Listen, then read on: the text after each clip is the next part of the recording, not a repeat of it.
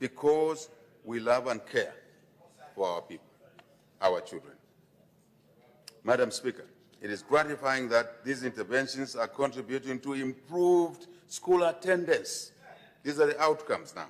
Improved school attendance, retention, and learning outcomes among vulnerable learners, particularly those in rural areas and indeed peri-urban underserved communities.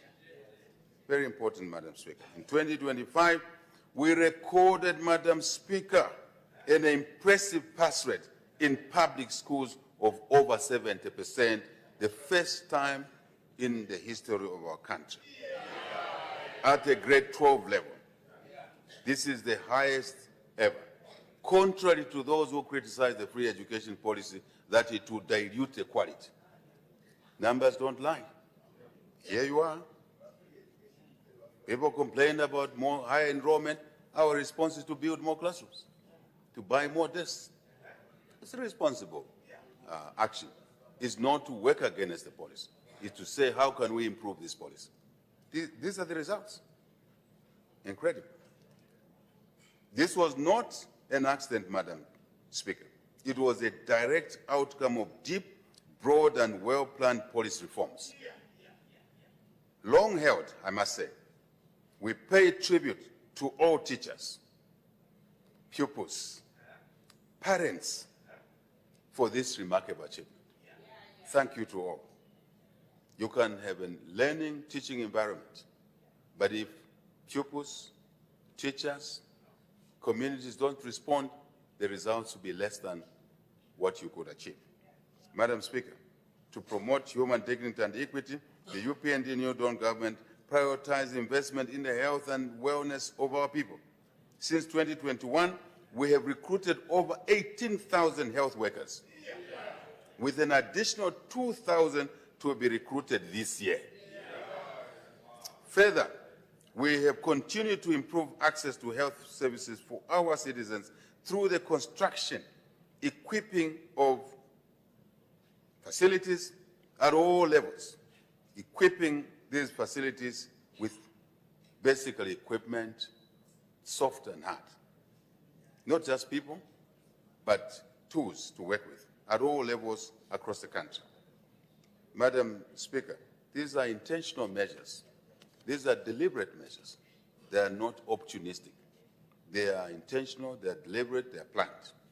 Madam Speaker, to ensure dignity and social justice and non-discrimination in the employment and labor sector, government has undertaken important reforms, including a more transparent public procurement system. When we recruit for years, now you see adverts, database applications come. When we have not exhausted, because jobs are fewer than applicants, we maintain that database and use it in the next round. It's organized. We introduce new measures in the pension system to allow for partial withdrawal of pension benefits. Madam Speaker, this is an important issue. This is an important issue. For me, in my opposition days, I watched this issue. I said, there's a problem here. When we got the opportunity to serve the people, we went for it. We've gone for it. And it's now bearing fruit. You can see families investing now, long before they retire. That's important. As of January, Madam Speaker, as of January this year, 518,183 members of the National Pension Scheme Authority, NAPSA, had accessed their 20% partial withdrawal. Madam Speaker, in monetary terms, this is amounting to 10.6 billion kwacha, has gone to the owners long before they retire. They are completing their houses, they are putting water and sanitation, they are buying farming equipment to be productive. Madam Speaker, this is important to make families self-reliant and not to wait until they're too tired to work to use their money. And this is optional, by the way, Madam Speaker. It's not mandatory, but you can see the uptake that is working for families, and it's long overdue. This is tremendous, and it's life-changing for our people. Madam Speaker, some criticize this policy and say it will bankrupt NAPSA. No. You need to understand money matters. You cannot bankrupt an institution. Some of the times money sits there in a latent form. It's better to give it to the owners. And the owners will do something of economic activity and create jobs and add to the growth of the economy. This is the flip side of those who argued against this. Very important. We have also extended pension coverage to the informal sector, which accounts for over 70% of our workforce. We have increased the minimum wage, Madam Speaker, and enhanced legislation on occupational safety and health in line with our decent work agenda. Minister of Labor. This has improved income security, enhanced financial resilience, and ensured broader social protection for our citizens, Madam Speaker. Madam Speaker, to facilitate speedy dispensation of justice, government has deployed resident High Court judges to all our 10 provinces. We have enhanced access to justice by expanding legal aid services to districts across the country. Further, we have completed, Madam Speaker, if an MP here doesn't see that in the community, all they need to do is to say so. We'll look into that matter. And I think it's important that we have feedback as we implement these programs. Madam Speaker, our administration remains focused on reducing overcrowding in our correctional facilities to safeguard the dignity of our inmates. They are human beings. You can ask me the question, how do I know? I know, because those were my apartments some years back. Madam Speaker, to promote equality and social justice among our youth, government has been focused on economic inclusion and skills development, as I said earlier. Minister of Youth, yes. Yes, Elvis. We continue to implement important youth empowerment programs under the Youth Empowerment Fund, Citizens Economic Empowerment, CEC, and CDF, your CDF. Madam Speaker, the UPND New Dawn administration is focused on promoting equality, social justice, and non-discrimination in the provision of electricity to our people. We have successfully completed almost 60,000 new connections, even in great difficulty, with the decapitation of the generating capacity because of the drought. Through this Rural Electrification Authority program and many other interventions, including off-grid energy, that is how we are proceeding, Madam Speaker. Solar technology is transformatory, and we must uplift it, upload it, all of us. Further, government, Madam Speaker, has significantly reduced electricity connection fees for households in peri-urban and rural areas. The reduction is part of the accelerated, sustainable, and clean energy access transformation initiative. Thank you, Minister of Energy.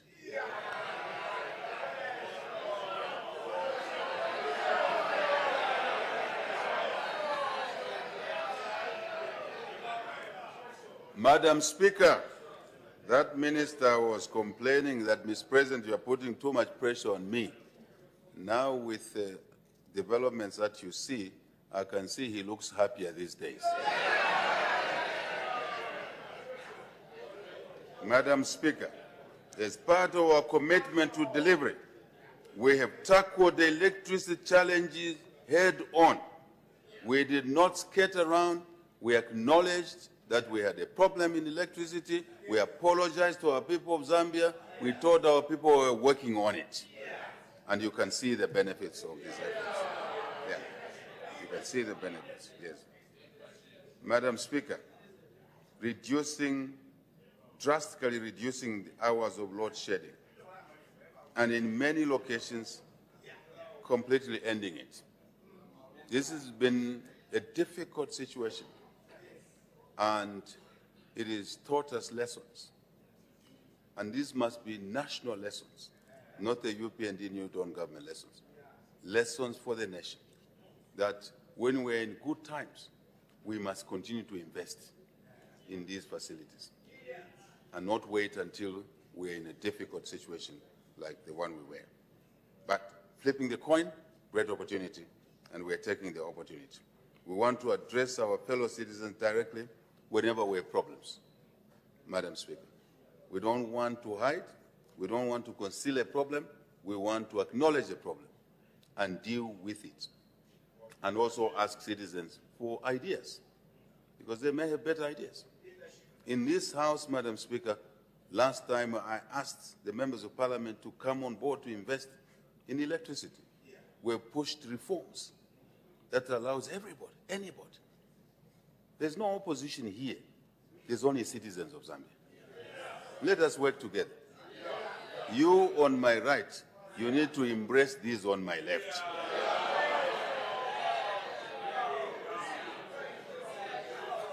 You on my left, you need to mingle with those on the right.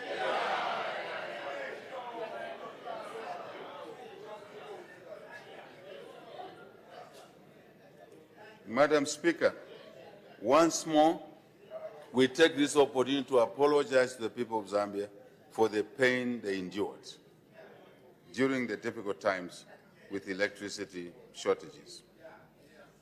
And we also want to thank the people of Zambia for their patience and for their support throughout this period.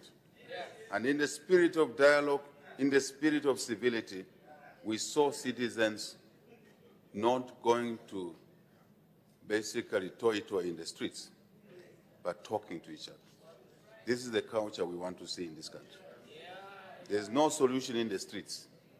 Solutions are in the rooms like this one, in boardrooms, on the grounds, at solar power stations being constructed. As a nation, for decades, the energy sector has been neglected, and this is regrettable.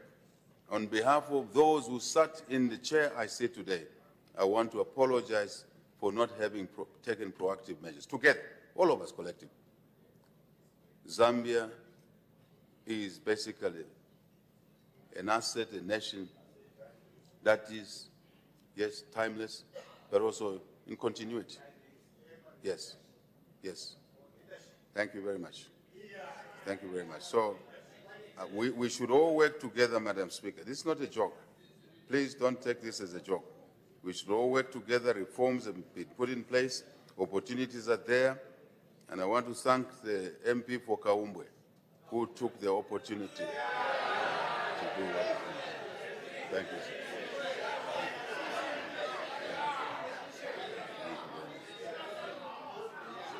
Madam Speaker, the establishment of solar power stations is a great initiative. On-grid, off-grid, expansion of clean coal power technologies, Madam Speaker, very important. Already successful importation of electricity. I hear some members were saying this government was hiding electricity. You can't store electricity like water. No, you generate it, you use it. We couldn't have been hiding it anywhere. It's the measures that we have taken to make electricity more available. Yeah. Yeah. Hydro, of course, will continue despite these vulnerabilities, and will continue to expand this, especially in the northern corridor of our country, where we have more water. But also, Madam Speaker, to connect water systems, water basins is what every country does. Morocco is moving water from the north to the south. Israel is moving water from the north to the south. China is moving water from the north to the south. There's something about north and water, right? We have to do the same here so that we can fully utilize the generating capacity we already have. Yeah? And the power, Madam Speaker, is available to every household in the country. It's available to every mine, including the mine that will be coming up in in Sinda, and I'm very happy about it. In Sinda, big mine is coming there. Yeah. So that mine needs power. So we need to move water where it is to the dry areas where the capacity is. That's what a nation does.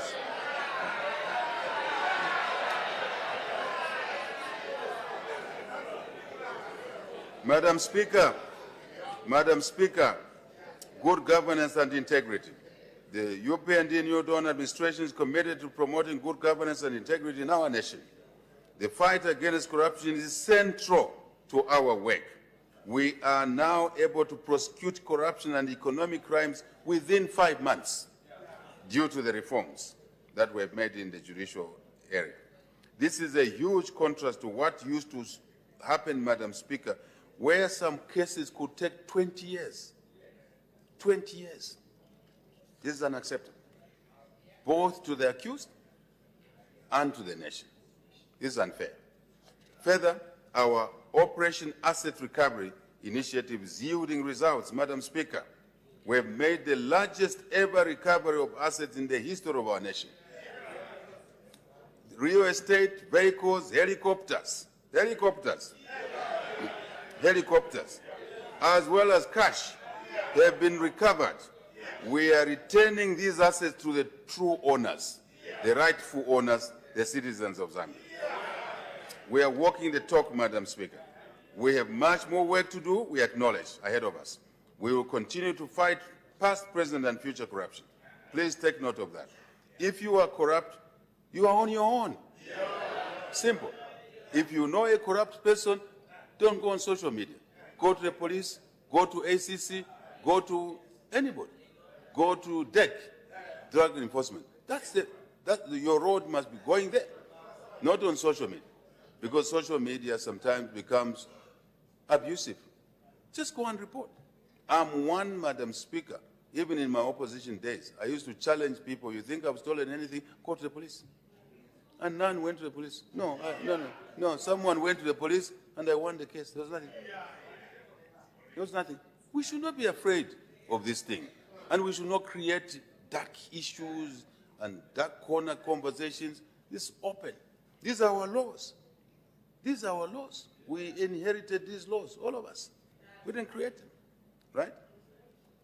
So we are all walking the talk, and we should do that. Leaders in this House must work together on this issue. We have much more work to do, as I said, going ahead. We will continue to fight, as I said, past, present, and future corruption. If you are corrupt, I repeat, you're on your own. It is immoral, Madam Speaker. It is immoral to support corrupt activities. Society must abhor corruption, stealing from the school children. And it's immoral even to support the people involved for whatever reason.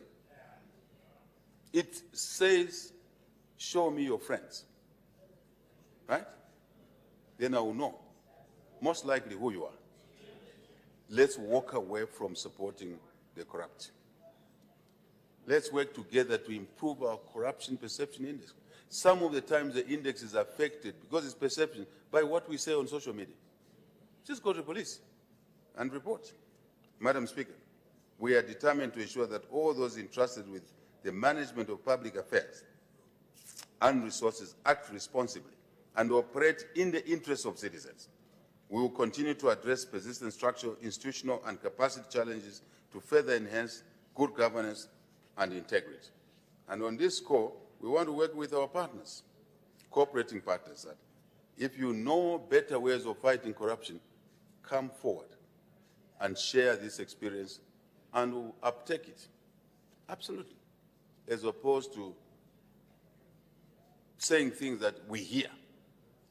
Come to the table. In short, it must be easier to do honest business and get the support you need from your government. I'll repeat this. In short, it must be easier to do honest business, such as electricity generation, such as the Gaumbwe MP is doing, and your government will support you. He led a team to China. An opposition leader leads a government team to China, looking for investments. and we support him, and we will support any one of you. Please do that for the good of our country. Yeah. There are no shortcuts. Madam Speaker, let me repeat this. There are no shortcuts, no easy pickings. Life is not designed like that. Shortcuts, easy pickings, icona. No. No, no, no, no, Madam Speaker. We in this House must show leadership and must not promote shortcuts, easy pickings. No. Communities are watching us. Even the way we manage CDF, communities are watching us. And they see more than we see. Let us work together on this one. Sustainable development, Madam Speaker, we have positioned our country on a green growth trajectory. In the past 4 years, we have scaled up climate change adaptation, Madam Speaker, and mitigation efforts. We have upgraded all climate monitoring stations across the country, and we have enhanced national early warning systems. Vice President, thank you. Disaster management is able to come on board whenever we have a problem quickly. And our men and women in uniform are now working together to help remedy. A bridge is gone. Commander-in-Chief issues an instruction, they run and get bridges done. That's what society must be. We all do our part. Through these efforts, we have strengthened resilience in agriculture and other sectors, directly protecting our farmers and their families and national food security. Madam Speaker, deforestation remains a major challenge in our country. Our administration has therefore been promoting natural regeneration and tree planting programs, as well as the use of alternative sources of energy. I must admit, Madam Speaker, we still have a lot of work to do here. Alternative energy. When we say to our people, no charcoal burning, the next question is that what will be their source of energy? I think we need to work on that together. Our scientists, please, let's use the skills we have to find alternative energy. But also, let's benchmark which country is doing this better. That's the call. That's the call. We are all promoting, we should all be promoting sustainable utilization and protection of natural resources, such as the wildlife. We need our children to know what a buffalo is 50 years from now, and they can see it. Kudu, all of that. Bats, Kasanka. I'm sure those colleagues from there know what I'm talking about. And so these endowments can bring us a lot of money through tourism. See what countries with less endowments than us are doing and bringing in tourism. We need to do more together. Our rivers are important. Our wetlands are important. Very, very important. A source of livelihoods. Furthermore, the number of hectares of forest, Madam Speaker, forest land placed under community care and management has more than doubled, from 4.1 million hectares in 2022 to 10.4 million in 2025. And involving communities is the way to go, so that the communities can provide the protection and the support. Madam Speaker, we call upon our traditional leaders and civic leaders, the church, civil society, and our communities overall to work with the government, their government. Madam Speaker, there are times people are here, people say, this government, that government. It's your government. You elected it. It's your government. Anyone who wants to aspire to lead this country, you must know, when you are in this chair, you care for everybody, because you are a product of society. You're elected by society. So let us work together in this way. And no corner of the country should say, we are different. There's no one different here. We are the same. Interests are the same. Permanent interests of the nation are the same. Individual interests can shift, but permanent national interests are the same. They can only be better.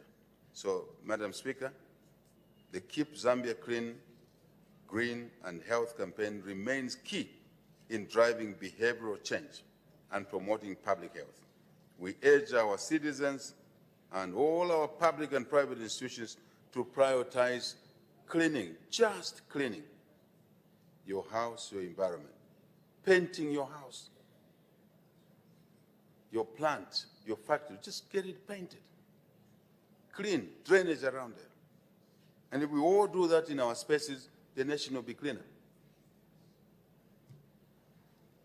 Madam Speaker, throwing litter on that set house lane, every week you clean. 2 days later, there's litter all over on that road. Throwing litter from cars, cans, plastic bags. And we're cleaning and cleaning and cleaning. And if we all keep our plastic bags in the car, cans, when you reach home, collect them, put them in a bin, and they'll be taken away properly.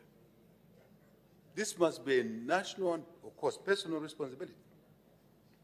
Madam Speaker, I'm not sure if you need to look at legislation around this issue. But compliance is the problem. Compliance is the problem. Local authorities, ministers of local government, we need to do more in this area. There's just a problem there. So let's work together, colleagues.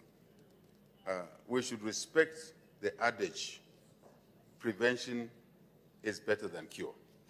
We keep our environment clean, surroundings clean, we'll be healthier. We'll be healthier. Madam Speaker, the increased investment in mining has come with its own challenges. I want to admit. It has brought new jobs and opportunities, yes, but we also have seen more or some negative impact on local communities and the environment.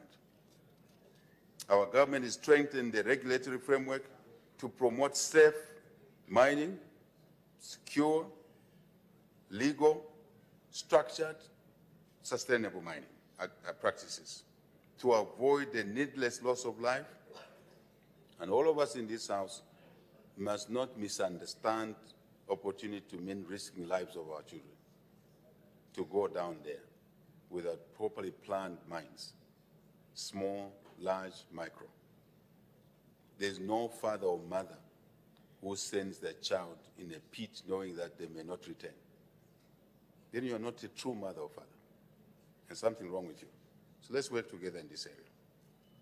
There's no need to lose lives as we seek income. We're also destroying the biodiversity, throwing mercury into our river systems. That cannot be allowed. We need the same water for irrigation. We need the same water for human consumption. So we shouldn't go the direction other countries have gone. We should not go there. Then that will be responsible. We must ensure that the extraction of our natural resources does not become a source of insecurity and instability in our country. Mufumwe Kikonge is one area where there was even a gun market there.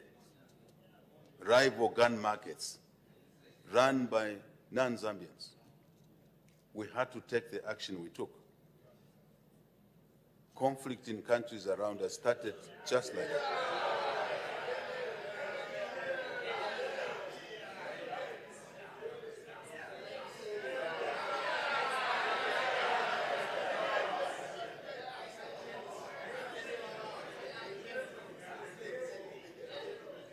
Madam Speaker, you always look for softer solutions.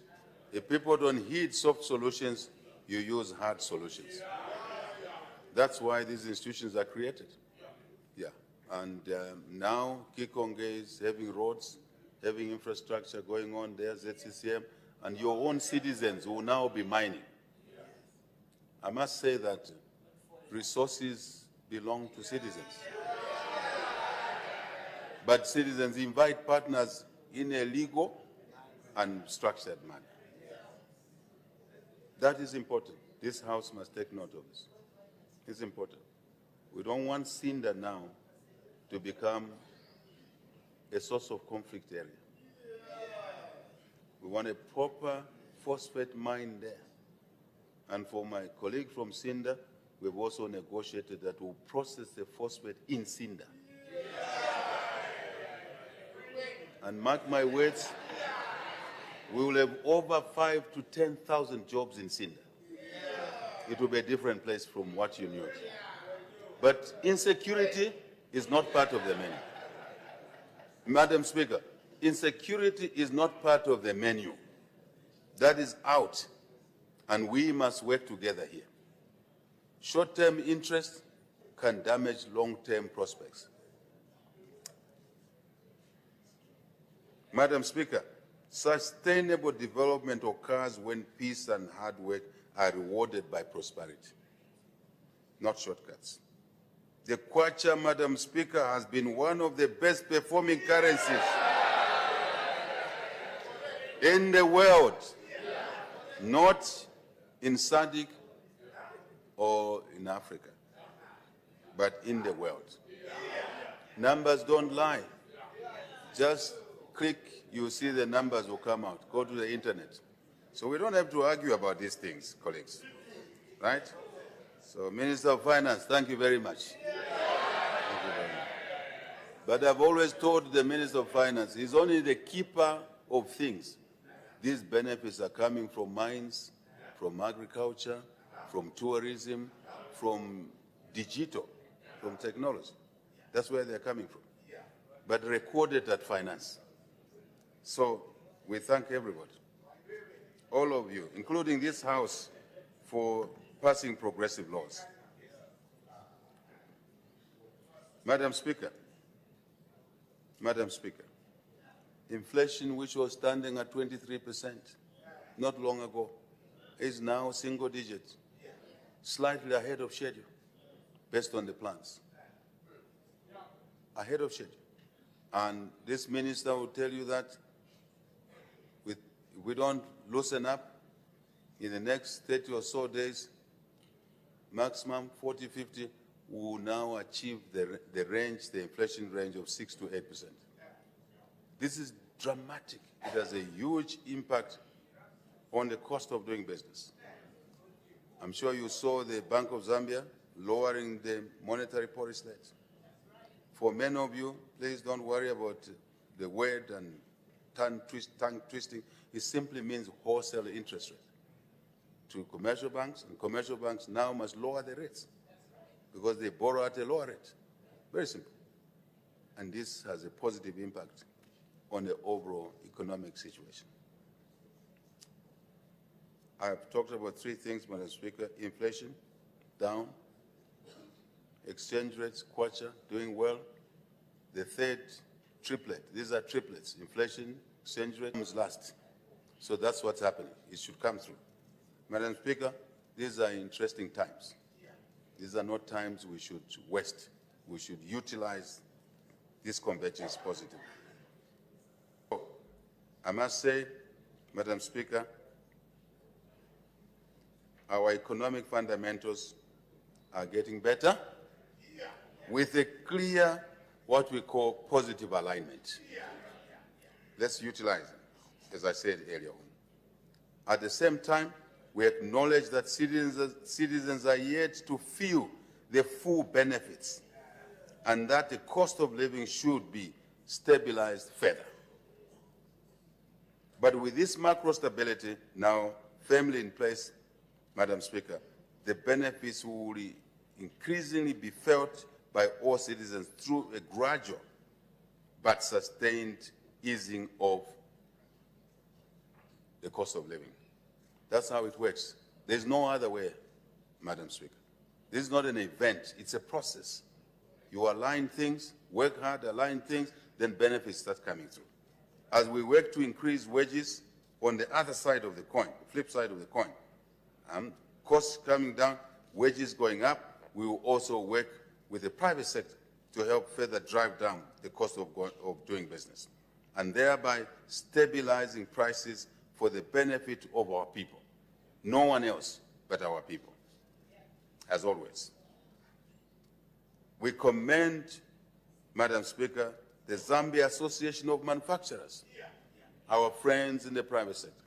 This government took public office knowing that we alone in the public sector cannot make things work. We need partners in the private sector. We set up the Presidential Delivery Unit, Madam Speaker, we set up the Public-Private Dialogue Forum. Early on, we knew what we wanted to achieve, and this is where we are now. So we commend the Zambia Association of Manufacturers, ZAM, for responding to the positive economic fundamentals by lowering prices, and we urge other businesses to do the same.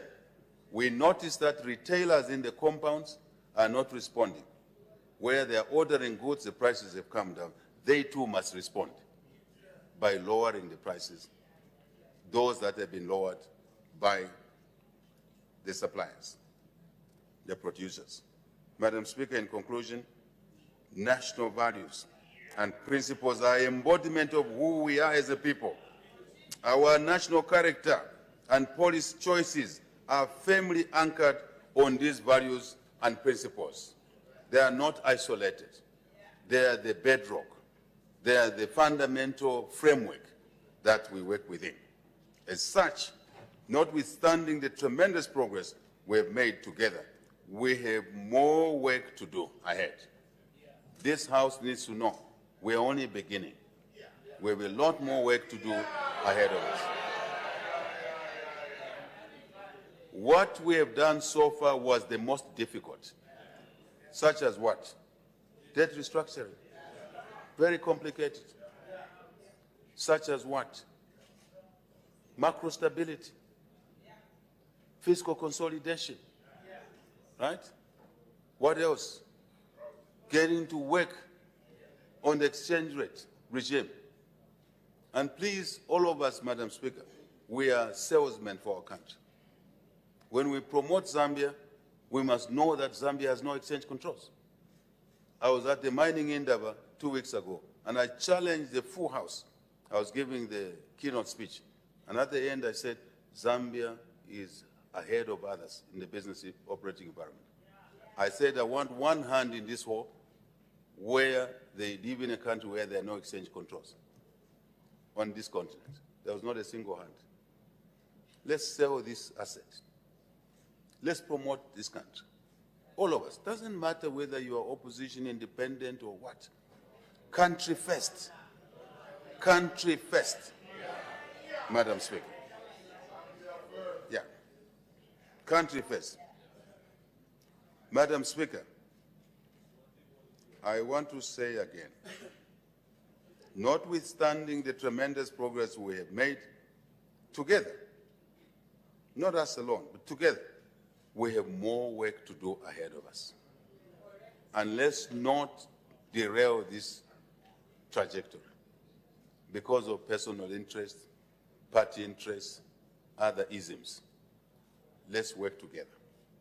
We all have a duty to turn our national values and principles into action from a place of love, deep care for our people, and the nation's well-being at all times.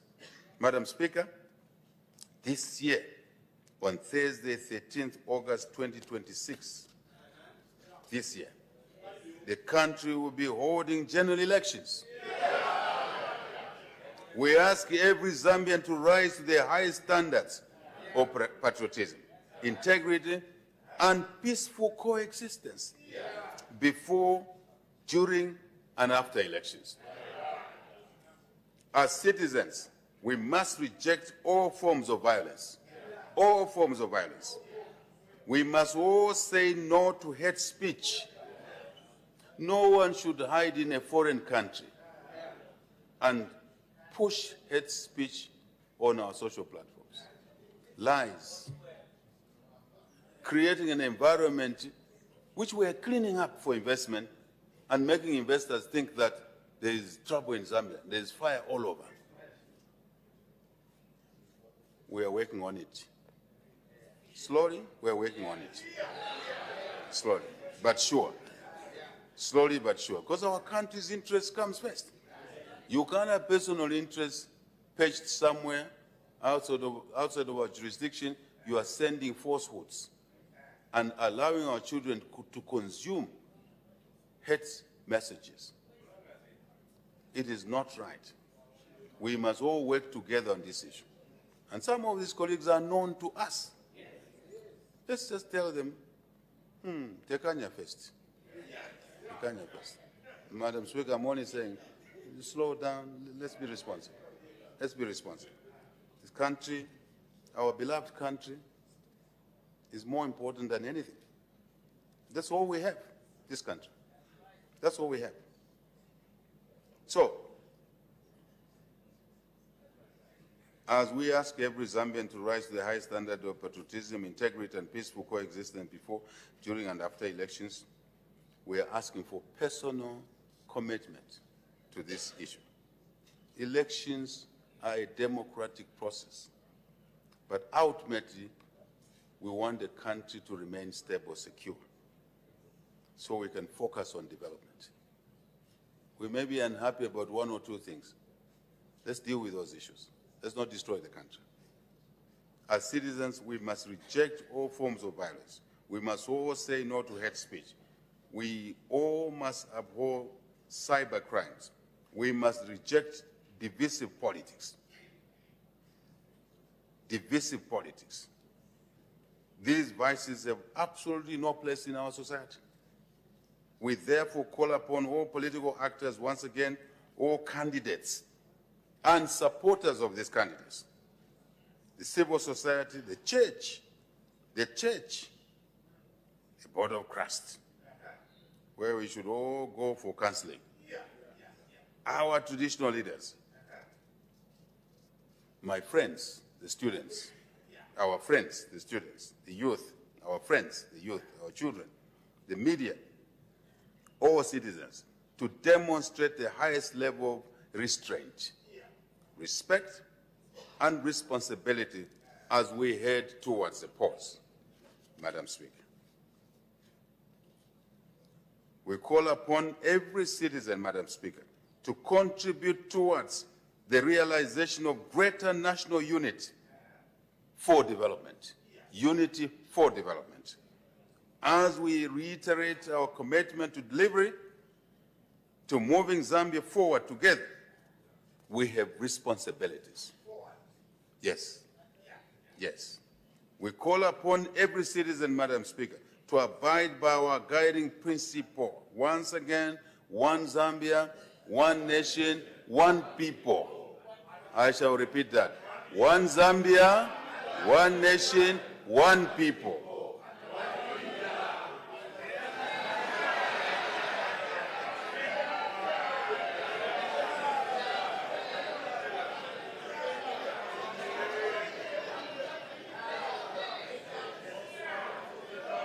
Madam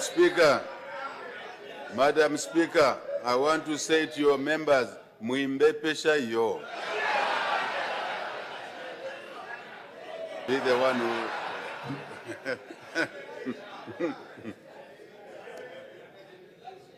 Madam Speaker, we love our people. We care about our people. And therefore we remain focused on delivery so that we can improve the well-being of the citizens of this country, across the whole country. And I think we have demonstrated that. Madam Speaker, may the good Lord our God bless us all. May the good Lord our God bless us with a continued peace, security, stability for development, for prosperity. And may the good Lord, Madam Speaker, our God, bless our beautiful country, Zambia. Madam Speaker, I thank you for your kind attention.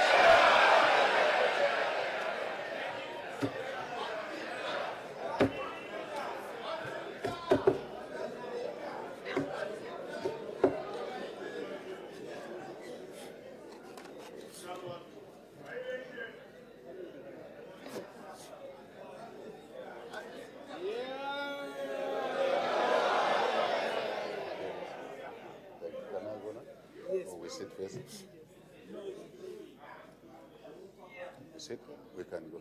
Thank you.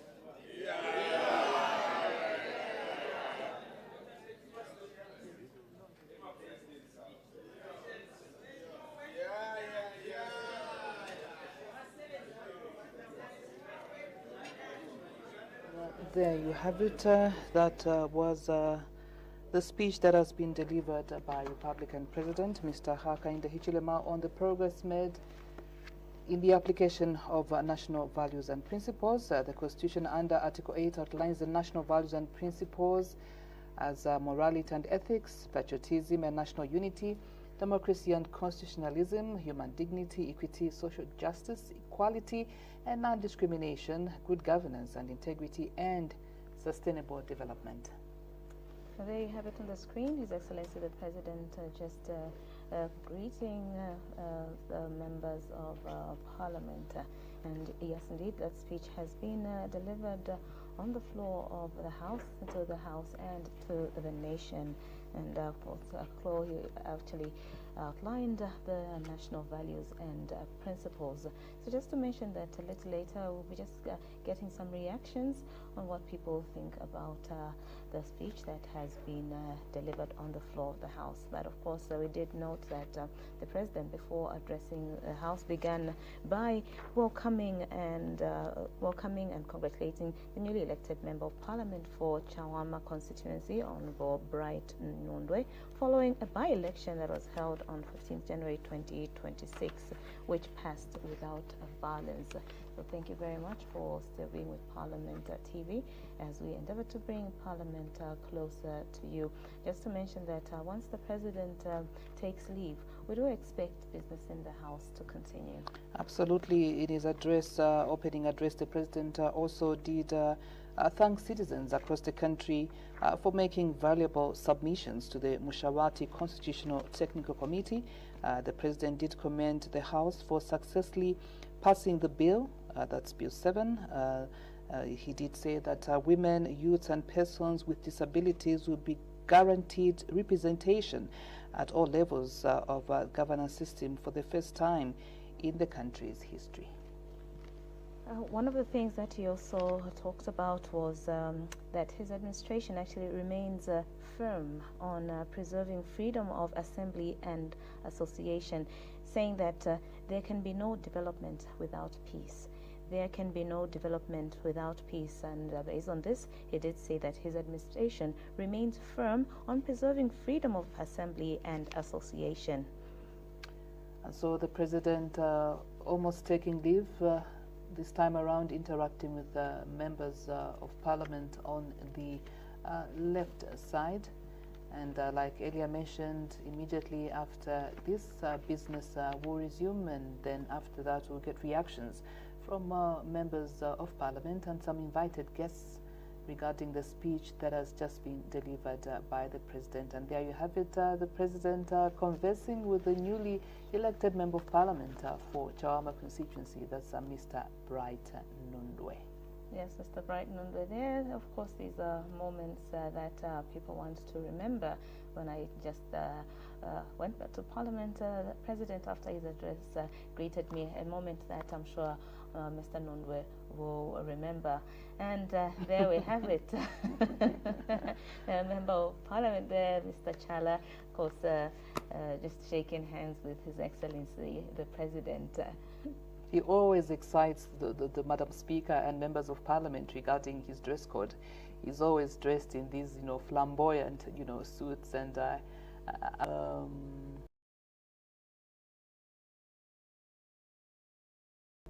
that was the chair for yes. the popular, the famous local government accounts, committee, and giving, hugs to members of the opposition, a good gesture, which signifies unity that he's always talked about, and that he talked about again in his speech. It doesn't matter which party you belong to. At the end of the day, we are all Zambians. It's one Zambia, one nation, and one people. Yes, one Zambia, one nation, one people. So there, the President, we see almost taking a leave, just waving. I'm sure that's the last goodbye. Yeah, taking leave now, and as we said earlier on, we do expect business on the floor of the House to continue. And remember, today business on the floor of the House did commence at 09 hours, and the only thing that happened was when Madam Speaker called upon the leader of government business in the House, I honor the Vice President to indicate the time at which the President would address the House, and that is the point that the Leader of Government Business, the Vice President, it said that the President would address the House at 09:45 hours, and indeed that happened. But of course, as per tradition, parliamentary tradition, when a dignified guest or a very important person comes to Parliament, indeed they make their way to the Speaker's chamber, just to catch a breath and of course sign in the visitor's book. So that did happen earlier on today. That was just before the President went into the chamber to address the House and the nation on the progress made in the application of national values and principles. There's a lot of excitement among members of Parliament today, Muta. Hugs with the President. Something that hasn't happened every day. Not at all. And this time around, I think it's more than what usually happens. And so the President saying goodbye to Madam Speaker, and just about now, business will resume right here on Parliament Television. We'll urge you to stay tuned as we continue to bring Parliament closer to you. Good morning.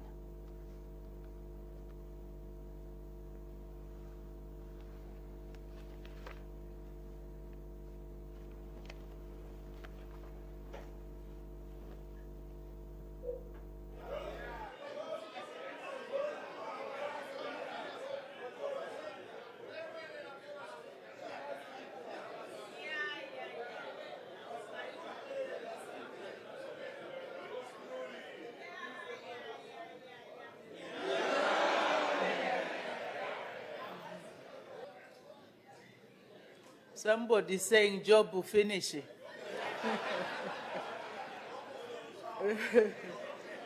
Business resumes. Her Honor, the Vice President.